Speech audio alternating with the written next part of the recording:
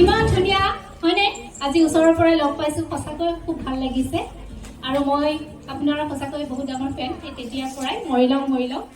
গতিকে অকণমান মৰি লওঁ হ'ব নেকি? অলপ পাছত তাৰে আগতে তেখেতক আমি অকণমান মৰম জনাবলৈ বিচাৰিম। আৰু BS ইভেন্ট প্ৰডাকশ্যন ফালৰ পৰা আমাৰ চ অৰ্গেনাইজাৰ ভাস্কৰ চাহাক মঞ্চত আহিবলৈ অনুৰোধ জনাইছোঁ।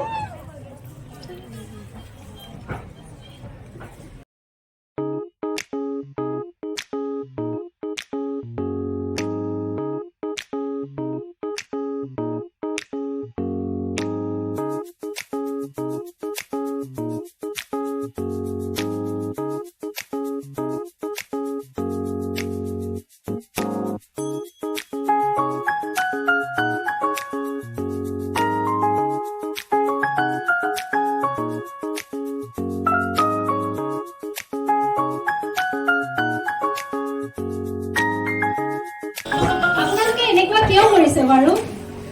হাত চাপৰি কি কওঁ মই? দেহত উৰ্জা প্ৰদান কৰে। এটা জোৰদাৰ হাত চাপৰি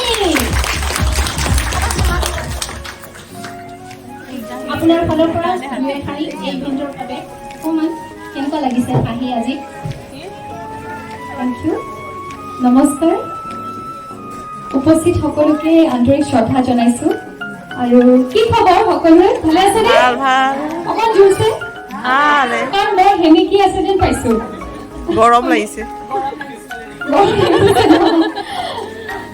খুব ভাল লাগিছে আচলতে আজি BS ইভেন্ট প্ৰডাকশ্যনে যি ইমান সুন্দৰ এটা অনুষ্ঠান পাতিছে, তাতে মোক যিহেতু মাতিছে তাৰ বাবে বহুত বহুত ধন্যবাদ জনাইছো ভাস্কৰ চাহা।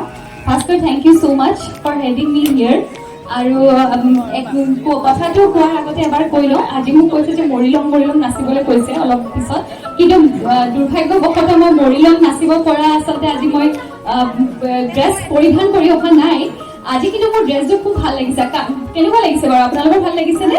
আৰু ডিজাইনাৰ একদম সন্মুখতে বহি BS ইভেন্টে আজি যিটো অনুষ্ঠান পাতিছে তাৰ বিষয়ে এটা মই কথা কওঁ। আচলতে ট্ৰেন্সজেণ্ডাৰ্ছ সকলৰ বাবে এটা খুব ধুনীয়া এটা ফেশ্বন শ্ব' এটা অৰ্গেনাইজ কৰিছে নহয় জানো?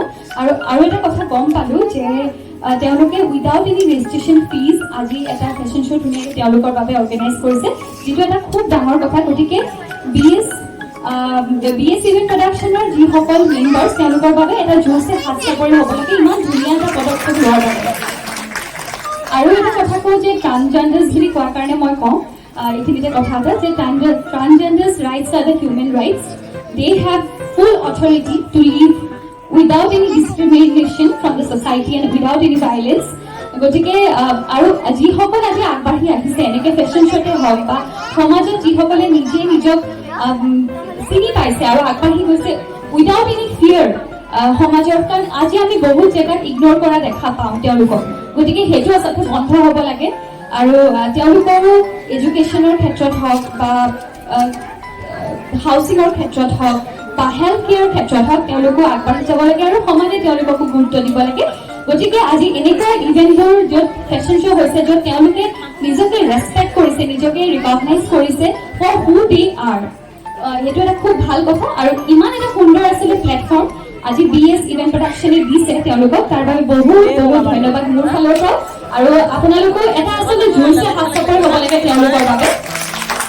আৰু আজি যিসকল প্ৰতিযোগী ইয়াত আছে, যিহেতু ডান্স কম্পিটিশ্যন, মডেলিং কম্পিটিশ্যন, মেকআপৰ কম্পিটিশ্যন হৈ আছে, গতিকে মোৰ শুভেচ্ছা থাকিলে যিসকল ইতিমধ্যে মই চাবলৈ নাপালোঁ, এতিয়া যিহেতু আহিছোঁ এতিয়া মই চাম। এতিয়া বোধহয় মেকআপৰ কম্পিটিশ্যন হ'ব, মডেলিং আছে, মেকআপ আছে, গতিকে চাম। আৰু যিহেতু আচলতে এনেকুৱা অনুষ্ঠানবোৰ দেখিলে মোৰ আচলতে সেই সৰুকালৰ দিনবোৰ মনত পৰি যায়। সৰুতে এনেকৈ আহোঁ, কম্পিটিশ্যনত অংশগ্ৰহণ কৰোঁ, কিন্তু কেতিয়াও ভবা নাছিলো যে সেইখিনি জেগাৰ পৰা মই কেতিয়াবা এইখিনি জেগাত আহি পামহি বুলি। আৰু সেয়া কেৱল আপোনালোকৰ আশীৰ্বাদৰ বাবেহে হৈছে। গতিকে বহুত বহুত ধন্যবাদ আপোনালোকক।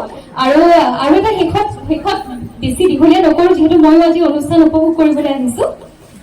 যিসকল প্ৰতিযোগী আছে, পাৰ্টিচিপেণ্টছ আছে, আজি ইয়াতে যিহেতু জাজেছসমূহ আছে, ইয়াত বহি আছে, তাৰে এজন জাজ আমাৰ ৰিয়ান, আপোনালোকৰ হয়তো বহুতৰে চিনাকি। দাংকাটি বাইদেউ চিনি পাইনে নাই? পিছে দাংকাটি বাইদেউ পাইনে?